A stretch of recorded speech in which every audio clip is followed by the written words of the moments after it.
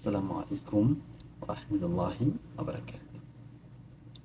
আমার বাংলাদেশের সকল বিদেশগামী যারা আছেন, প্রবাসে আসবেন, বিদেশে আসবেন, তাদের উদ্দেশ্যে কিছু কথা এবং যারা আন্দোলন করতেছেন, যারা বিদেশে আসবেন তাদের প্রতি একটা অনুরোধ থাকবে। দেশে যেহেতু একটা আন্দোলন চলতেছে, তখন আপনি একটু সময় নিয়ে এয়ারপোর্টে আসার চেষ্টা করেন, একটু সময় নিয়ে রাত্রে চলে আসার চেষ্টা করেন। আর আন্দোলনের যে ভাই এবং আপুরা, তাদেরকে বলবো যারা বিদেশের যাত্রী আছে তাদেরকে একটু সাহায্য করবেন, তাদেরকে একটু সাপোর্ট দিন, তারা যেন সুন্দরভাবে আসতে পারে। আর আপনারা যারা বিদেশে আসেন তাদেরকে বলবো যে তারা আপনাদের পাসপোর্টটা দেখায়েন যে ভাই আমার পাসপোর্ট আছে, আমি বিদেশে যাব।